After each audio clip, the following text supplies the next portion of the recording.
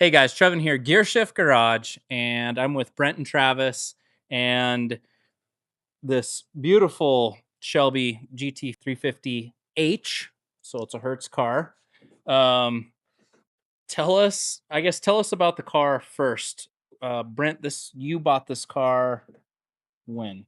In 2016 at the Barrett-Jackson auction in Scottsdale, Arizona. So that would have been January of 2016. So what's the H designate on something like this, Travis? The H stands for Hertz.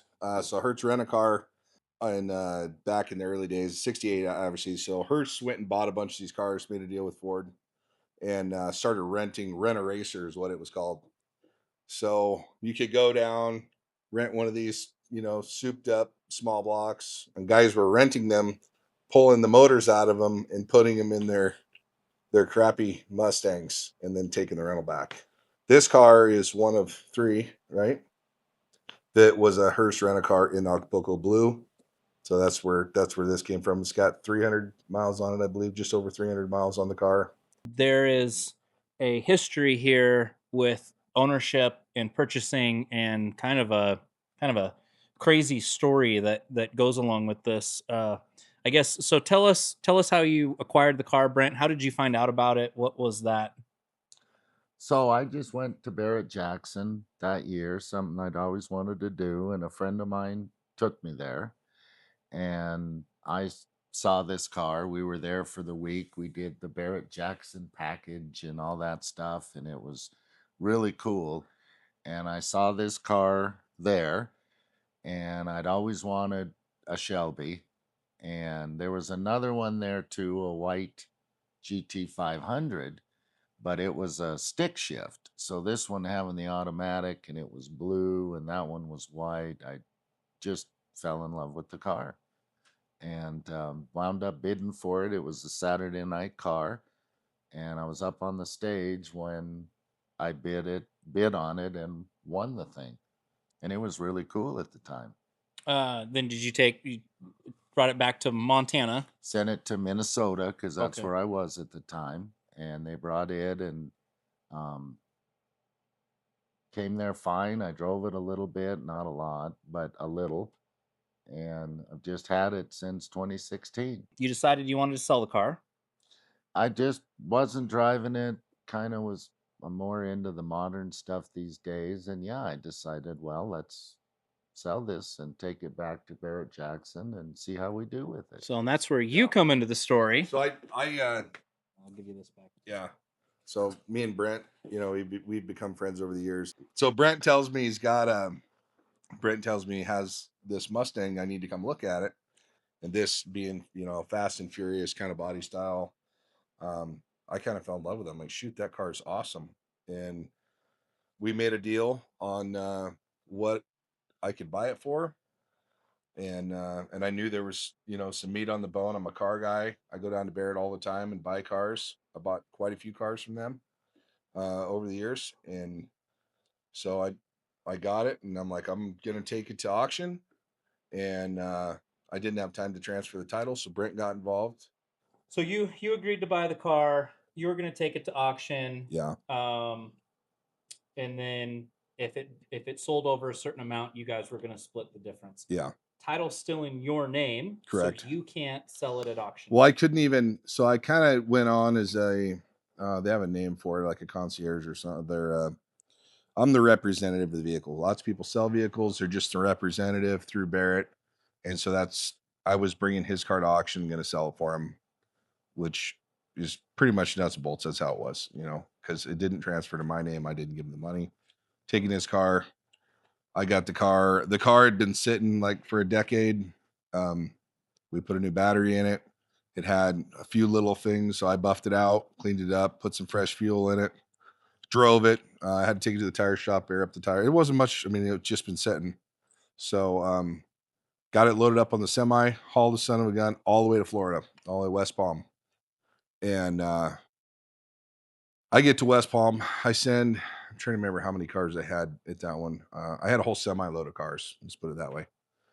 Get to West Palm and finding all the cars. I'm like, where's the Mustang? And of course, it's the one I'm most concerned about. It isn't mine.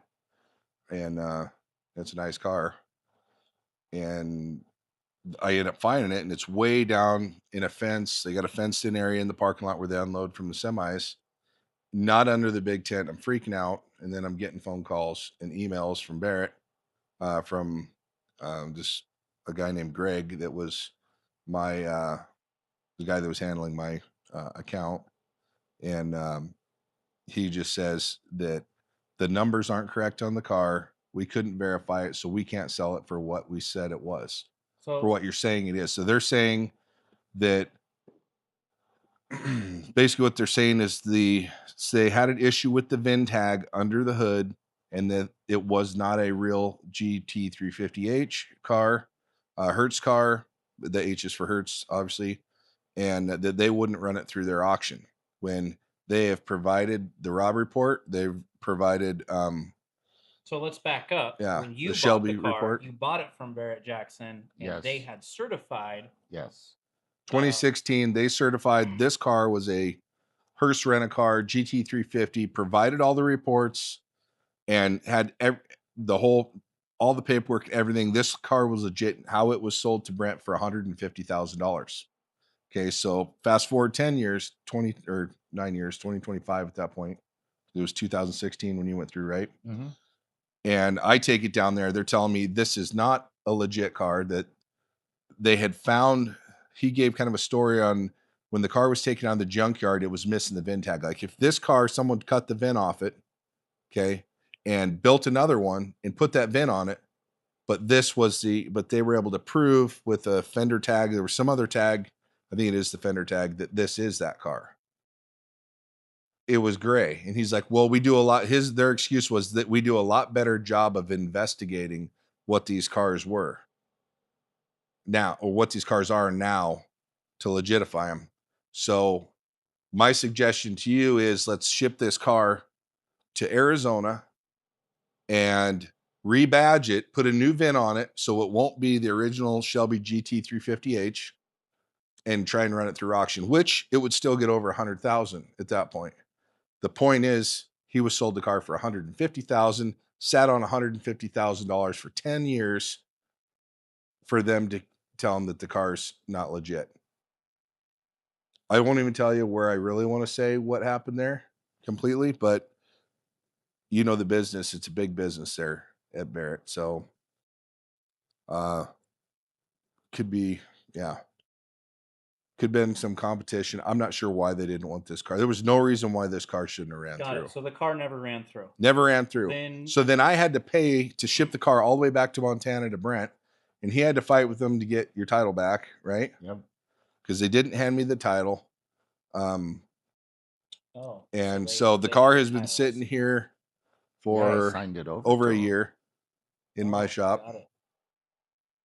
So I'm out, $6,000 shipping plus buffing and clean. I mean, I'm out, I don't know, probably at least 7,000-8,000 of my own money.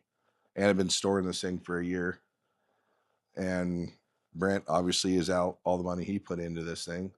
And they just need to make it right. They need to give him his money back with probably interest, do whatever they want with the car. Has anyone investigated the car since? No, to then haven't do haven't a had private- anybody do to it. do a private VIN investigation? Yeah. We should. So I we think had that's a something. guy that we talked to that, remember, because you told me we got a problem, call this guy. And so Yeah. I called him, and he was Barrett's inspector guy. He restores Mustangs and stuff. And then he kind of told me on the phone basically what Travis had just gone over, that it probably wasn't real. Yeah. And so we found out that it wasn't real when we took it to Florida to sell it. I see. And Barrett-Jackson had sold it to me in 2016 as we've described it. Would you have bought it in 2016 if it wasn't real? No, of course not. And especially for 150 grand, and then Yeah. add on the buyer's premium. So that's 165,000 now. Shipping, insurance, all that Yeah. stuff for 10 years. I wouldn't have done that. I wanted a real original Shelby. And that's why I bought this one, because that's how it was represented. Right. that aside, they did a really good job. Whoever did it. No, right? it's really a nice. It's a beautiful nice car, car. tight car. Is there any reason to think, just as a car enthusiast, that it's not real? No, no. I think the hiccup was the fact that they cut the badge off whatever car. This is what we're told. They took the original VIN tag off and put it on one that they built from the ground up. So this car, the frame, everything that you see, the metal, this is the car. You know, maybe the hood isn't original, I would say on it. I'd have to talk to the builder, but for the most part, this whole car, how it's set up, is that car. Got it. So, yep. Wow. So basically, you're stuck With a fake. With a fake. With a fake. It's a good looking fake. Yeah. It is. And most people wouldn't know, you know, how many clone cars that are out there. And it's not the principle of when, you know, if you don't know it's legit, you don't sell it that way. And Barrett pushed it that way. Now, maybe, you know, to defend them, they've implemented some things to kind of get away from that so they don't get a black eye, and things happen. You know, there's a lot of vehicles moving through. Right. Those things happen. The thing is they need to do is they just need to make it right. This is a mistake that happened that passed through their fingers. They're, you know, if for them to, you know, pay Brent and, you know, give him, you know, some interest or something on top of it, that's all we're just asking for them to be honest. They just need to take care of business. It's just business. Yep. That's all. Sell the car to somebody else. It's nothing. Am you I know? correct in hearing you say that this had a one whole page write up when you bought it? Definitely. Yeah, it was a feature Saturday night car. It has a full page in the 2016 auction catalog describing how it's an actual original 1968 GT350H. And all the displays and stuff were there and the big poster boards. And I looked at the car 3 or 4 times, and it had the little thing in the window telling all the stuff again. And I bid and bought it based on what it was represented to be.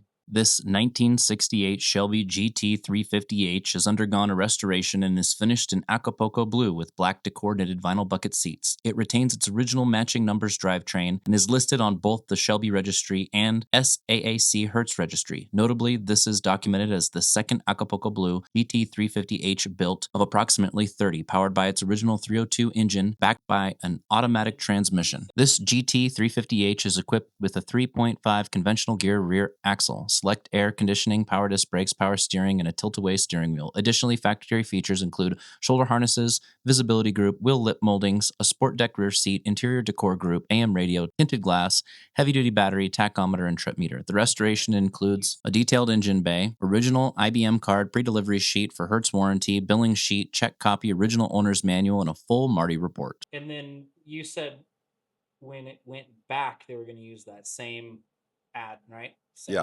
Same description. Right. They took It had the original tag, everything in it from when he bought it. He didn't take anything out. It was all there from when he purchased Still in it. the window and everything. You know, Yeah, Brent didn't even, you drove it from what, Missoula to Yeah. Kalispell. That was it. That was it. 120 miles is all I drove. Not even Lakeside or Kalispell. Oh, it was Kalispell. Yeah, I 120. drove it into Kalispell. Anyway, very little miles. And it drove fine and everything. It's just not a real car. Right. And, Right. yeah. Do we know any history of where it was sold at auction when you bought it? Do we know where it came from before you, the previous owner? in Oklahoma is where it came from. Okay. And I can't remember the guy's name. I actually talked to him at the auction. And oh yeah, it's a good car. Got it. Interesting. Well, Yes. that aside, let's set that aside. Barrett-Jackson, you make it right. Let's just take it and appreciate it for what it is. Tell us about this thing. It is it is beautiful. The Acapulco blue does not do it justice in this light or anything. It is a gorgeous car. Firing it up, it was out of gas earlier, but as soon as that fuel hit, this thing fired right She up. pops It right off, runs yeah. great. Look like there are no issues Nope. with it at all. You said it drives good and everything like that. It makes me wonder if these drove this good new. I think they did, because all the parts, and you look at the suspension, how this car is set up, there's nothing, it's original. Everything's original on this car. That it might even have drove a little better just due to the tires that are on this. I believe, I'm not 100% sure on the tire size on the front. I feel like it's a little big. Because I think it might rub a little bit on that upper lip when you turn. So to me, it feels like it's not quite right. But other than that, I mean, I think the car is, it would have been just out of the box. Drives like a dream. These cars are nice driving cars. Totally. And you could. And they're solid. I mean, they're Yeah, you That's could rent it. crazy. and they're every inch of these cars are crisp. I mean, you close them, they're really clean. You just hear how crisp the doors are, No, how totally. clean all the every inch of it's just really well done. Yeah, it's a beautiful car, and this is every kid's going in 60-second dream, right? It is. Yeah, This no is doubt. the This is one. Eleanor in blue. Eleanor in blue. Yeah. Totally. I appreciate you showing us this car. It is awesome. Thank you for taking the time to come out here and tell a story. It is a bummer. I feel like these kinds of things happen Sure. often, whether it's at an auction house or it's a private sale or whatever. But it does not dismiss the fact that you were sold an original car. If you were to look at the value of this car, just take 2 seconds, go online, look at what a car like this, a 350H 68 with 300 miles on it, would go for at auction today, especially being one of maybe 3. This may be the only one, but I'm guessing there's probably 2 to 3 out there. 3 were known to be built in this color. This car would be well over $250,000, well over it, and then would get it at auction every time. Totally. So, Totally. Pay up. yeah. Well, again, thank you guys for showing us the car. Let's bet. let's go take a test drive. Go for a ride. Yeah, let's do it.